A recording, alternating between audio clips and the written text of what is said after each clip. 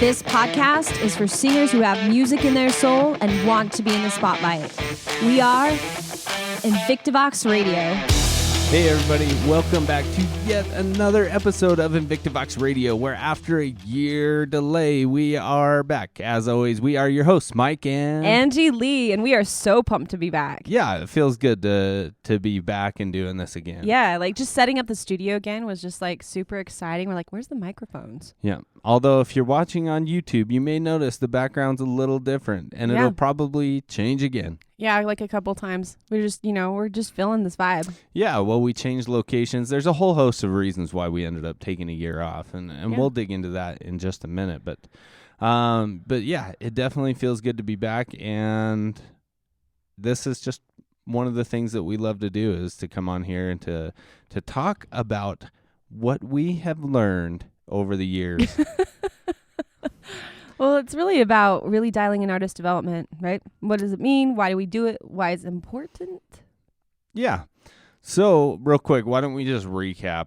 Why don't we just get it out of the way? So, the reason why we took a year off is primarily because Angie had some health problems. So, I'll let you just kind of go into that story and what happened. And yeah, it's kind of bonkers. So, if you look back at our old history of all of our episodes, up until episode 35, that last podcast episode dropped kind of near the end of May. And then that's kind of when things got crazy. So on June 1st, the day after Memorial Day 2021, I ended up having a massive stroke. It was just came out of nowhere. We had a big blood clot hit the brain, so that was super fun. And at the same time, suffered some major nerve damage in my ear and in my eyes. And so I lost all the hearing in my left ear. I had extreme vertigo. I had to relearn how to walk and talk and connect sentences and, just recover from that. The lucky thing was that it did hit my cerebellum, which for those of you who are not brain nerds, which I am not, still am not, the cool thing about that is that the cerebellum can regenerate. And so I've been able to make like a really great recovery, still recovering in a lot of ways and still struggling a lot with this ear that I've got going on, but in my eyes. But for the most part, I am back. It was hard. It was a really turbulent year for sure. Yeah. It was a massive wrench in the system of our lives in a big way. I mean, as anybody knows, like health problems are the worst, and they can, derail everything. I recently watched, I guess, I more listened than watched, but listened to a documentary about Shania Twain on Netflix, and I was always wondering, like, kind of what happened to her, because she had such a meteoric rise, and then kind of dropped off and fell off the face of the world, and just hearing about her and how she got Lyme's disease, and then it derailed everything. It affected her voice, and then if you want to know more about it, go watch. It's an amazing story. But it just goes to show how impactful health problems can be, and definitely was the case with us and trying to continue the podcast and the studio and everything else. Yeah, no, I didn't have the ability to do anything but lay in my bed for months, and movement was very limited. I did not have the ability to read or look at screens because of my left ear going out. I had issues with any sensory stuff with sound. And as you can imagine, when you go through hard things, as my fellow musicians, the way we vent and the way we process emotion is through our music. And that was the one thing that I could not do at all. And it's still pretty debilitating to this day.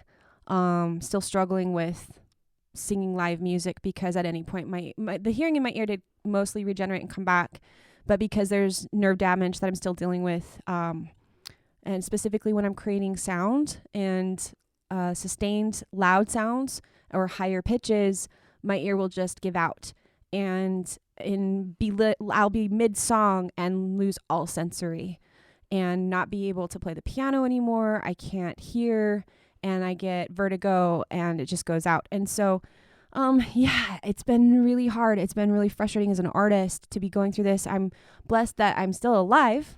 I mean, we're Yeah. We're happy on that count. Yeah, for sure. The neurologist told me that, I was less than a millimeter away from that blood clot hitting some very serious things in my brain, which would have either made me a vegetable or dead. So I am grateful that I'm here. I get to raise my kids still. I get to run a studio. I get to work with amazing artists. I get to live my life with my husband, who's amazing.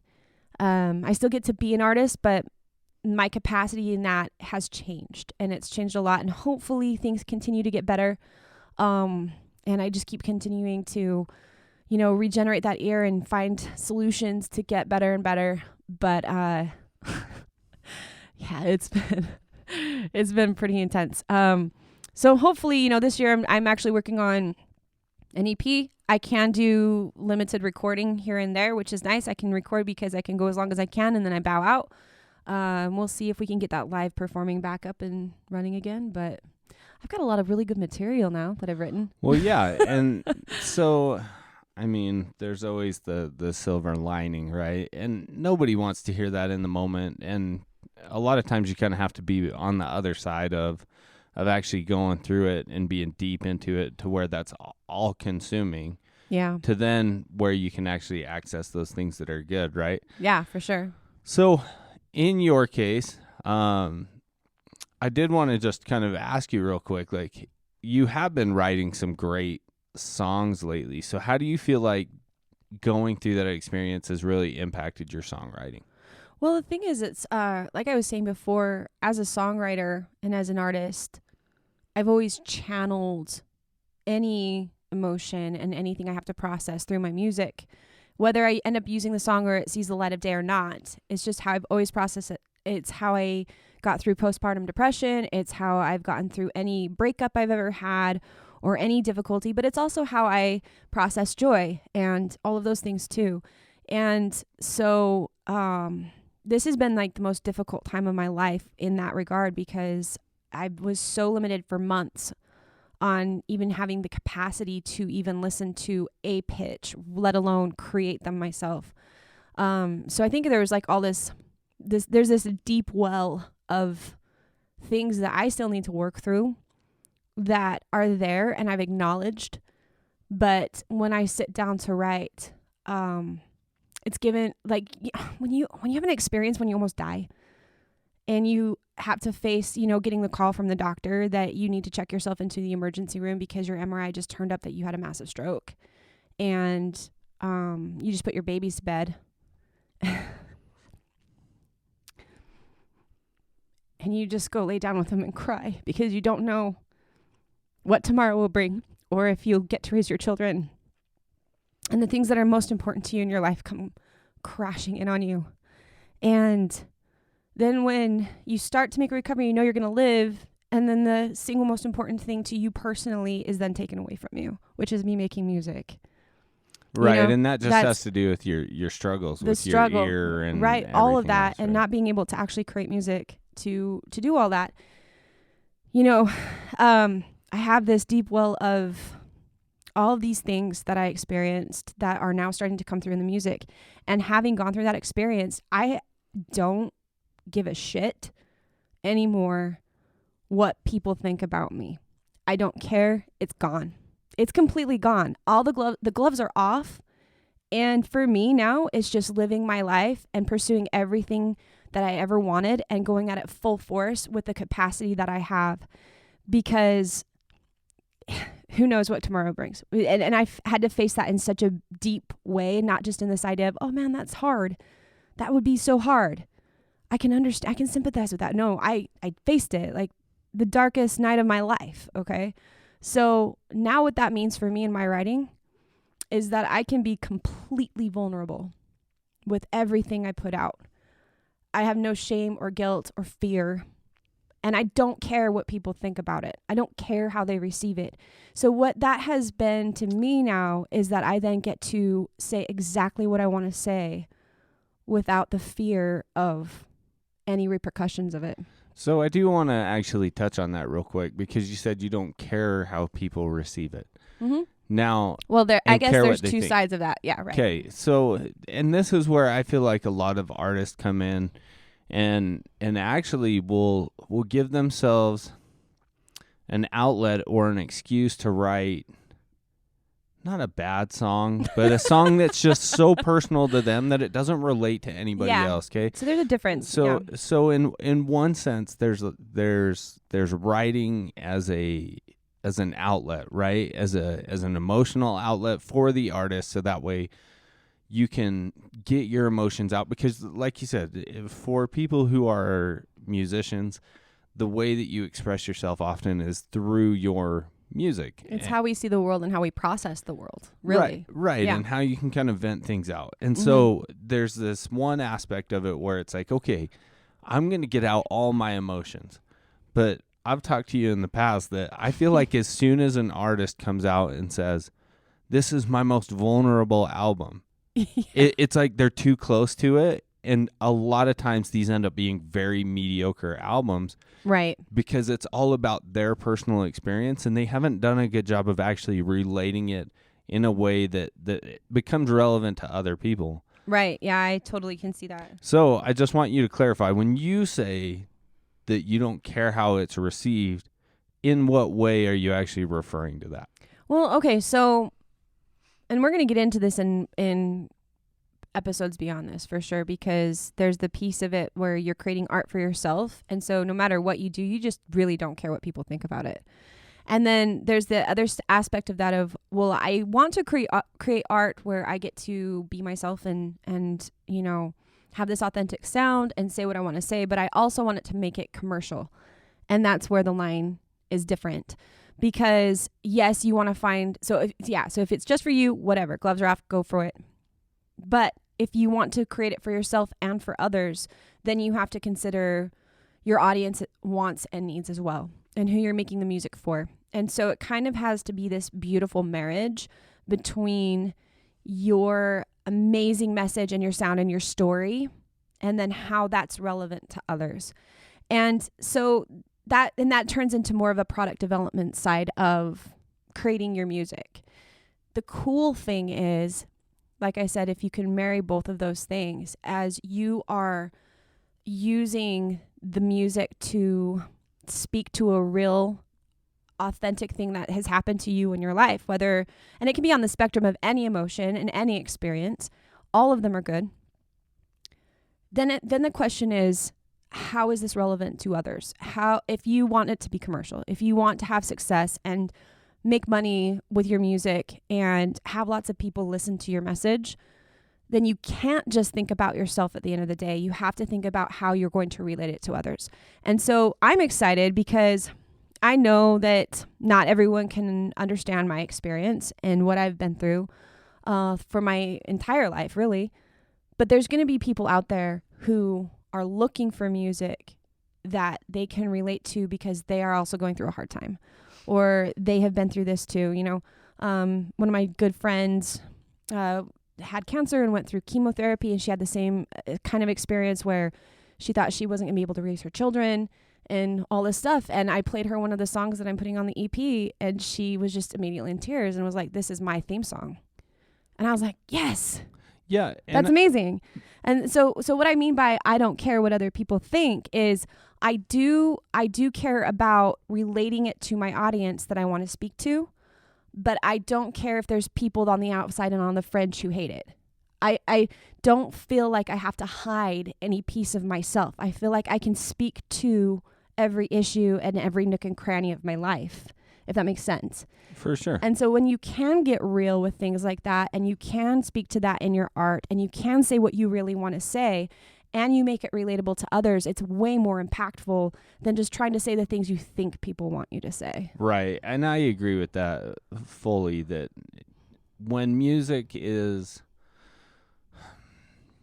just sounds that are put together in a way that's appealing to the ear, that does work, but it definitely means something different, and it hits a little different when it comes from a specific place, especially when there's a certain emotion tied to it, because if you can effectively communicate that emotion and that feeling, then it seems like that just passes through, and it really makes the music stronger. I mean, I think the best songs are when people can make you feel what they're feeling without kind of going overboard to a point. Absolutely. Right? Well, like, so I was working with an artist just this week who is a phenomenal songwriter, and she's super talented, and she's been through the ringer with mental health stuff, and she's been afraid to go to that place to really write about it. And also, I think when we're in the midst of going through things like that, we're afraid of how we'll be judged if we talk about them,